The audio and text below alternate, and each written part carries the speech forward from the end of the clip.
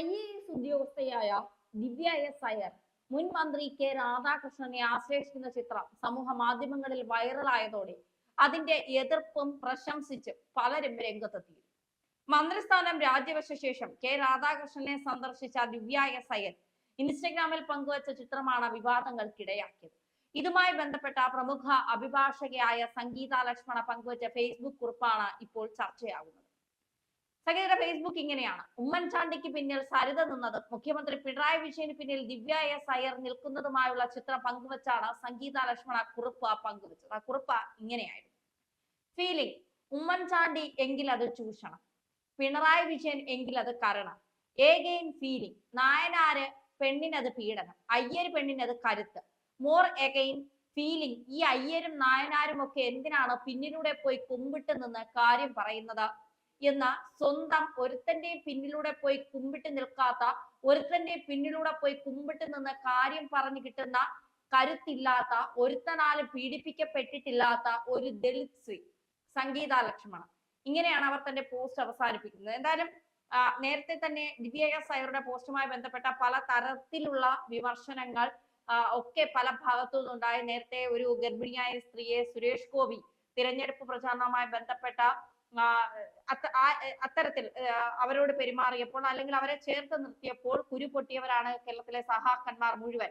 സുരേഷ് ഗോപിക്ക് എതിരെ വലിയ രീതിയിലുള്ള ട്രോളുകളൊക്കെ ഉണ്ടാക്കി. മാത്രമല്ല, ഒരു മാധ്യമ പ്രവർത്തകരുടെ തോളിൽ സുരേഷ് ഗോപി കൈവച്ചു എന്ന് പറഞ്ഞ് അവർ പരാതിയുമായി രംഗത്തെത്തുന്നു. പിന്നീട് അത് വലിയ വിമർശനങ്ങൾക്കും ഒക്കെ ഇടയാക്കിയിട്ടുണ്ട്. ഒരു പക്ഷെ അത്തരം വിമർശനങ്ങൾ തന്നെയാകും സുരേഷ് ഗോപിയെ തൃശ്ശൂരിൽ ജയിപ്പിച്ചത് എന്ന് പറയാതിരിക്കാൻ കഴിയില്ല. ഒരുപാട് പേർ തോൽപ്പിക്കാൻ നോക്കിയപ്പോഴും ജനങ്ങൾ അദ്ദേഹത്തിന്റെ സത്യസന്ധതയും നന്മയും തിരിച്ചറിഞ്ഞുകൊണ്ട് അദ്ദേഹത്തെ വിജയിപ്പിച്ചത് തന്നെയാണ് തൃശ്ശൂരിൽ നമ്മളൊക്കെ കണ്ടത്. എന്തായാലും ദിവ്യ എസ് അയ്യരുടെ ഈ ഒരു ആശ്ലേഷം, അല്ലെങ്കിൽ ഈ മന്ത്രി രാധാകൃഷ്ണനുമായുള്ള ഈ ഒരു ചിത്രം പങ്കുവയ്ക്കൽ സോഷ്യൽ മീഡിയയിൽ വലിയ രീതിയിൽ ചർച്ചയാകുമ്പോഴും, പലരും പ്രശംസിച്ചൊക്കെ രംഗത്തെത്തുമ്പോഴും പലരും വിമർശനം ഉന്നയിക്കുന്നത് ദിവ്യ എസ് അയ്യർ ചെയ്യുമ്പോൾ മാത്രം എന്തുകൊണ്ടാണ് ഇത് ഇത്ര പ്രശംസ അർപ്പിക്കുന്നത്, അല്ലെങ്കിൽ മറ്റുള്ളവർ ചെയ്യുമ്പോൾ ഇതിൽ എന്തിനാണ് നിങ്ങൾ ഇങ്ങനെ കുത്തിത്തിരിപ്പുണ്ടാക്കാനായി വരുന്നത്?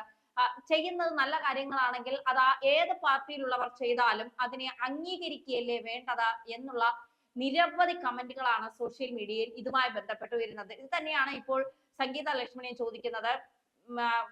മരിച്ചുപോയ മുൻ മുഖ്യമന്ത്രി കൂടിയായ ഉമ്മൻചാണ്ടിയുടെ അടുത്ത് സരിത നിന്നപ്പോൾ അത് ചൂഷണമായി, പീഡിപ്പിക്കലായി, എന്തൊക്കെയാണ് ഉമ്മൻചാണ്ടിക്കെതിരെ അന്ന് സഹാക്കൾ പറഞ്ഞുണ്ടാക്കിയത്. ഇന്ന് ആ ദിവ്യ എസ് അയ്യർ രാധാകൃഷ്ണന്റെ അടുത്ത് നിൽക്കുമ്പോൾ അത് കരുത്തുറ്റ സ്ത്രീയാകുന്നു, വലിയ പ്രശംസകളൊക്കെ ഏറ്റുവാങ്ങുന്നു. കേരളം കണ്ട ഏറ്റവും മികച്ച മുഖ്യമന്ത്രി ആര് എന്ന് ചോദിച്ചാൽ ഒരു സംശയമില്ലാതെ കേരളത്തിലെ ജനങ്ങൾ ഉമ്മൻചാണ്ടിയുടെ പേര് പറയുമെന്നുള്ള കാര്യത്തിൽ സംശയമുണ്ട്. ആ ഉമ്മൻചാണ്ടിയാണ് ഒരു സ്ത്രീയുടെ പേര് പറഞ്ഞ് വലിയ രീതിയിൽ അധിക്ഷേപിച്ചതും വലിയ രീതിയിൽ അദ്ദേഹത്തെ വിമർശിച്ചതും ആരോപണങ്ങൾ ഉന്നയിച്ചതും ഒക്കെ. അവർ തന്നെയാണ് ഇപ്പോൾ മറ്റ് കാര്യങ്ങൾ വരുമ്പോൾ മറ്റുള്ളവരെ ഇങ്ങനെ പ്രകീർത്തിക്കുന്നതും പ്രശംസിക്കുന്നതും.